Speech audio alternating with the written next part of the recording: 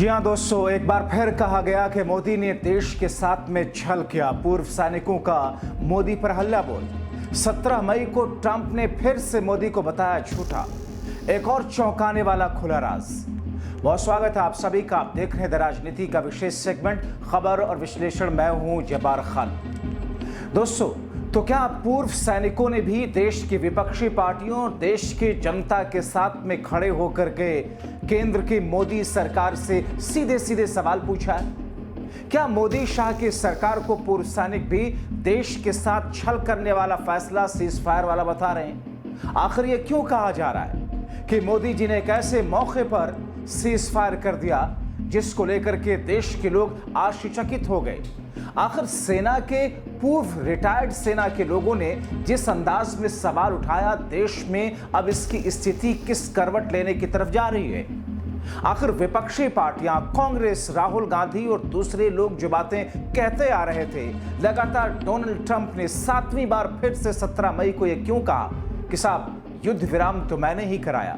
और ऐसे में पूर्व सैनिकों का सवाल मोदी सरकार पर कितना सटीक है, विश्लेषण करके आपको बताते हैं दोस्तों,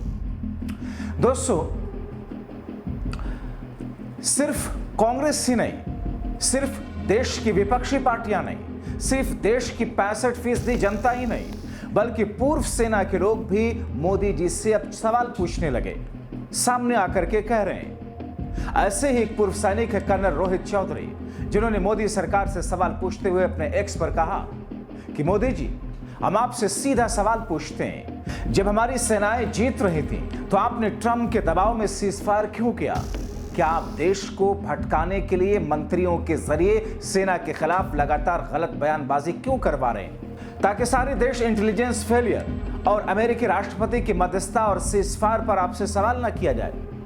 मोदी जी, मैं आपसे सीधा सीधा सवाल करना चाहता हूं, कहीं आप ये देश को भटकाने के लिए इस तरह की गलत बयानबाजी अपने नेताओं और मंत्रियों के जरिए करवा रहे हैं? क्योंकि लोग और सारा देश पूछना चाहता है कि आपने जब हमारी सेनाएं जीत रही थी उसके बाद भी आपने यूएस प्रेसिडेंट ट्रंप के स्पॉन्सर्ड और उनके मध्यस्थता वाले जो सीज फायर को हमारे देश के ऊपर थोपा है, हमारे देश की सेनाओं को आगे जाने से रोका है और सीज फायर किया है, उससे मुद्दे से कहीं भटकाने की कोशिश तो नहीं कर रहे हैं आप? कहीं ऑपरेशनल इंटेलिजेंस फेलियर दुनिया पूछ रही है कि पहलगाम क्यों हुआ, कहीं उन मुद्दों से भटकाने का काम तो नहीं कर रहे हैं? तो इसलिए मोदी जी अपने मंत्रियों को और अपने नेताओं को लगाम लगाइए और उनको बोलिए कि देश की सेना और सैनिकों का सम्मान करना सीखें, वरना आपको ये देश कभी माफ नहीं करेगा। जय हिंद साथियों। मगर दोस्तों, हालात क्या है? प्रधानमंत्री खामोश है, विदेश मंत्री एस जयशंकर खामोश है, रक्षा मंत्री राजनाथ सिंह खामोश है, लेकिन बीजेपी के कुछ छुटभइये नेता और हमारा डॉगी और पालतू मीडिया गला फाड़ फाड़ कर चिल्ला रहा है कि अमेरिका का कोई हस्तक्षेप नहीं था।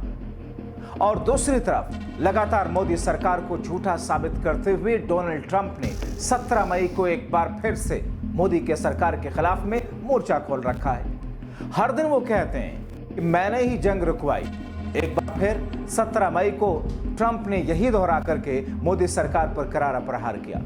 दोस्तों, ट्रंप ने जब 17 मई को 7वीं बार फिर से कहा कि मैंने ही जंग रुकवाई है, तो कांग्रेस ने ट्रंप के 10 मई के सीज फायर वाले ऐलान के बाद 12 मई से लेकर उनके बयान जो लगातार आ रहे हैं, उनके वीडियोस को एक साथ रख करके ट्वीट करते हुए लिखा, क्या व्यापार की धमकी देकर कराया गया सीज फायर? पीएम मोदी अपनी चुप्पी कब तोड़ेंगे? देशवासियों को सच्चाई कब बताएंगे? On Saturday, my administration helped broker a full and immediate ceasefire, I think a permanent one, between India and Pakistan. I said, come on, we're going to do a lot of trade with you guys.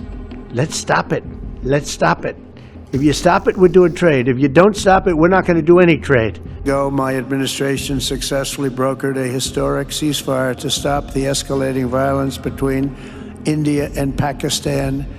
And I used trade to a large extent to do it. I said, fellas, come on, let's make a deal. Let's do some trading. It was a very important process. We got involved with India and Pakistan. I think convinced them to let's have peace and let's go and make trade deals. And we talked to them about trade. Let's do trade instead of do war. And Pakistan was very happy with that, and India was very happy with that. I'm using trade to settle scores and to make peace. But I stopped that war. That was going to be a nuclear war, I think, or close. Very close. You were right there. Yeah. And now everyone's happy. In fact, I told my people, call them up. Let's start trading immediately because I'm a man of my word. उधर दोस्तों 17 तारीख को आम आदमी party के सांसद संजय सिंह ने America के दबाव में पाकिस्तान के खिलाफ युद्ध रोकने और सीजफायर पर महिलाओं द्वारा मोदी को चूड़ी भेजने वाली वीडियो को शेयर करते हुए लिखा। महिलाओं ने कहा, मोदी जी चूड़ियां पहनकर घर बैठो, देश की बेटियां दुश्मन से लोहा ले लेंगी। अमेरिका के दबाव में सीजफायर के निर्णय पर आम आदमी पार्टी की महिला कार्यकर्ताओं ने रोष दिखाया। के बाद आप लोगों ने सीजफायर किया है, ये चूड़ियां नरेंद्र मोदी जी को आम आदमी पार्टी का पूरा महिला संगठन सौंपने जाएगा। या तो ये चूड़ियां पहन लीजिए नरेंद्र मोदी जी, वरना देश को बताए कि आपने सीजफायर किस दबाव में किया, किसके कहने पर किया, क्यों सेना को रोका गया, क्यों सेना के कर्मों पर जो है सीजफायर की बेड़ियां डाली गई, और क्यों पाकिस्तान अधिकृत कश्मीर को भारत का हिस्सा नहीं बनने दिया। आप सब लोगों से विनती करना चाहूंगी कि इस युद्ध के दौरान जो भी हमारी शहादत हुई, जो भी हमारे सैनिक शहीद हुए, उनके लिए हम 2 मिनट का मौन रखेंगे और 2 मिनट की श्रद्धांजलि देंगे।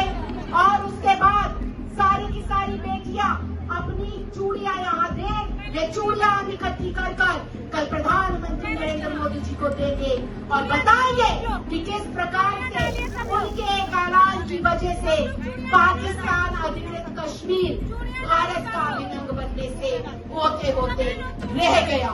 जय हिंद, जय भारत, धन्यवाद।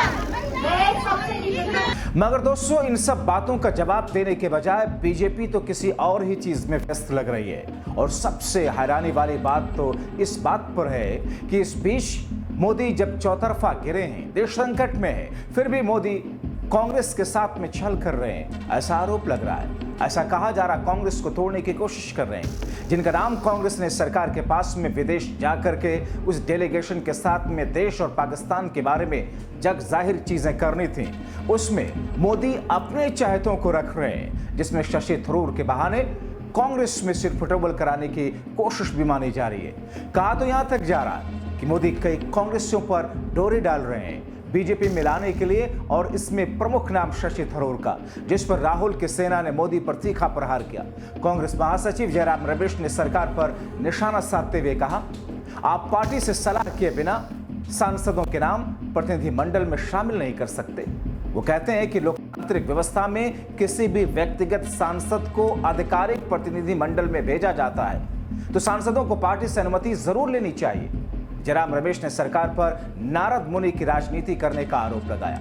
उन्होंने कहा, कांग्रेस ने नाम पूछना बेईमानी और सरासर शरारतपूर्ण है, जबकि पूरी संभावना है कि उन्होंने इससे पहले ही नाम तय कर लिए थे। कांग्रेस नेता ने आरोप लगाया कि प्रतिनिधिमंडल की पूरी कवायद ध्यान भटकाने वाली दिखावटी कवायद है। स्पष्ट रूप से वो कहते हैं कि कांग्रेस सरकार को भेजे गए 4 नामों पर पुनर्विचार न करेगी मोदी सरकार, और दरअसल इससे पहले ही उन्होंने सब कुछ तय कर लिया था। और जब इन सारे सवालों को भी सामने रखा गया, तब भी सरकार खामोश है, प्रधानमंत्री खामोश है। मगर दोस्तों, विपक्षी पार्टियां और कांग्रेस सवाल पूछ रही है। ट्रंप के प्रेस सचिव की एक सेक्रेटरी के ट्वीट को शेयर करके कांग्रेस नेता सुप्रिया श्रीनेत ने मोदी से पूछा, यह अमेरिकी राष्ट्रपति की प्रेस सचिव कैरोलिन लेविट हैं, कह रही हैं कि दोहा में कश्मीर के वेटर ने राष्ट्रपति ट्रंप का शुक्रिया किया क्योंकि ट्रंप जी ने भारत और पाकिस्तान के बीच में परमाणु युद्ध रुकवा दिया और अब वो घर जा सकेगा। हमारी सरकार ऐसे दावों पर कोई प्रतिक्रिया नहीं देगी। दोस्तों, चलिए थोड़ी देर के लिए कह भी दिया जाए या ये भी छोड़ दीजिए, कम से कम मोदी जी, शाह जी, राजनाथ जी, जयशंकर जी, बीजेपी के मंत्रियों नेताओं की अभद्र टिप्पणी पर तो चुप्पी तोड़ते, मगर नहीं, यही तो बीजेपी की राजनीति है। छुटभैया नेता से बुलवाएं और फिर उसे पार्टी से हट करके उसकी व्यक्तिगत राय बता दूं। मगर यहां तो मध्य प्रदेश के मंत्री और डिप्टी सीएम छुटभइये नेता भी नहीं, बड़े नेता हैं। सुप्रिया श्रीनेत ने लिखा, बीजेपी के मन में औरतों के लिए तिरस्कार है, ये औरतों की इज्जत नहीं कर सकते, फिर वो औरत की भी हो, विपक्ष के नेता हो, नामी गिरामी खिलाड़ी हो, आर्मी के निर्भीक सैनिक हो, इनकी अपनी ही पार्टी के नेत्री क्यों न जाने, वो कोई भी हो, इनके लिए औरत दोयम दर्जे की नागरिक है। सोचिए वो कैसे गिद्ध होंगे जो शादी के 4 दिन में ही अपने पति को खो चुकी लड़की के बारे में गलत बोलते हैं। हिमांशी नरवाल जो कि एक शहीद की पत्नी है, उनके बारे में गंदा लिखते हैं, इनके हाथ कांपते नहीं। यहाँ लोग एक अच्छे खासे ऑफिसर की बेटी के पीछे पड़ गए क्योंकि सरकार के प्रधानमंत्री और मंत्रियों के बजाय खुद करने उस ऑफिसर ने सीजफायर का अधिकृत अनाउंसमेंट कराया और फिर इन्हीं दरिंदों ने इस देश की सबसे बहादुर सेना तक की बेटी को नहीं बख्शा। ये बीजेपी की गलीज लोग और बीजेपी द्वारा पोषित समर्थित घिनौने लोग खुलकर अभद्रता करते हैं, गंदी टिप्पणियां करते हैं, लेकिन बीजेपी चुप रहती है। इस देश की मीडिया को सांप सूंघ जाता है। बीजेपी के मंत्री विजय शाह द्वारा कर्नल सोफिया के बारे में कही बातों पर एक मीडिया में डिबेट नहीं हुई। टीवी चैनलों पर ज्ञान देने वाले तमाम एंकर जो अपने आप को फेमिनिस्ट बुलाते हैं, उनके मुंह से एक शब्द नहीं फूटे। यह है एक सड़े हुए समाज और अपना जमीर बेच चुके मीडिया की असलियत। इन लोगों से बदबू आती है जो इस देश की आधी आबादी के खिलाफ इतनी गंदी, इतनी हिंसक सोच रखते हैं, लेकिन यही बीजेपी का असली चाल चरित्र और चेहरा है। भारतीय जनता पार्टी मतलब बीजेपी के मन में औरतों के लिए जरा सी भी इज्जत नहीं है, भर भर कर तिरस्कार भरा हुआ है। ये औरत की इज्जत कर ही नहीं सकते, फिर वो औरत कोई भी हो, विपक्ष की नेता हो, वो नामी गिरामी खिलाड़ी हो, वो आर्मी की बहादुर सैनिक हो या इनकी अपनी पार्टी की ही नेत्रियां क्यों ना हो, वो कोई भी हो, इनके लिए औरत दोयम दर्जे की नागरिक है। सोचिए वो कैसे गिद्ध होंगे जो शादी के 4 दिन में ही अपने पति को खो चुकी लड़की के बारे में गलत सलत बोलते हैं। हिमांशी नरवाल जो एक शहीद की पत्नी है, उसके बारे में गंदा लिखते हुए इनके हाथ नहीं कांपे। ये वही लोग हैं जो एक अच्छे खासे ऑफिसर की बेटी के पीछे सिर्फ इसलिए पड़ गए क्योंकि सरकार में प्रधानमंत्री और मंत्रियों ने बजाय खुद करने के उस ऑफिसर से सीज फायर का ऑफिशियल अनाउंसमेंट कराया था। और फिर इन्हीं दरिंदों ने इस देश की सबसे बहादुर, सबसे होनहार सैनिक बेटी तक को नहीं बख्शा। ये जो बीजेपी के गलीज लोग हैं या जो उनके द्वारा पोषित समर्थित घिनौने लोग हैं, वो खुलकर अभद्रता करते हैं, गंदी टिप्पणियां करते हैं, लेकिन बीजेपी का जो शीर्ष नेतृत्व है वो बिल्कुल चुप रहता है। और इस देश के मीडिया का क्या ही कहना, बीजेपी की ओर से जब कुछ आता है तो उनको सांप सूंघ जाता है। कल बीजेपी मंत्री विजय शाह द्वारा कर्नल सोफिया कुरैशी के बारे में कही बात पर एक भी डिबेट नहीं हुई टीवी पर। टीवी चैनल पर जो बड़ा बड़ा ज्ञान देते हैं पत्रकार, तमाम एंकर आए जो अपने आप को फेमिनिस्ट बुलाती हैं, एक शब्द नहीं निकला उनके मुंह से। ये एक सड़े हुए समाज और चरण चुंबक मीडिया की असलियत है। इन लोगों से असल में बदबू आने लगी क्योंकि जो इस देश की आधी आबादी के खिलाफ इतनी गंदी और इतनी हिंसक सोच रखता है, उसके बारे में क्या कहा जाए। लेकिन यही गंदगी और यही घिनौना चेहरा बीजेपी की असली पहचान और उनका असली चरित्र है। दोस्तों, कांग्रेस की नेता सुप्रिया श्रीनेत ने कहा कि अमेरिका की आंखों में आंखें डालकर पाकिस्तान के 2 टुकड़े करके विश्व का भूगोल बदल दिया था। ऐसी थी इंदिरा गांधी। इस तरह कांग्रेस पूर्व प्रधानमंत्री इंदिरा गांधी के बहाने मोदी सरकार को सीजफायर के मुद्दे पर घेरती नजर लगातार आ रही है। इंदिरा गांधी ने अमेरिकी दबाव के बावजूद पाकिस्तान पर सैन्य अभियान चलाया था, जिसके चलते 1971 में बांग्लादेश जब वजूद में आया, पाकिस्तान का विभाजन हुआ। कांग्रेस ने 1971 में बांग्लादेश की मुक्ति के संदर्भ में इंदिरा गांधी को याद करना जारी रखा। इसके साथ ही कांग्रेस ने भारत और पाकिस्तान के बीच सैन्य कार्रवाई रोके जाने की सहमति बनने के बाद पीएम मोदी की अध्यक्षता में सर्वदलीय बैठक और संसद का विशेष सत्र तक बुलाए जाने की मांग रखी, ताकि इंदिरा के साहस और उनके द्वारा पाकिस्तान के टुकड़े करने की बात को रखकर मोदी सरकार को ऑपरेशन सिंदूर के लाभ लेने से रोका जा सके।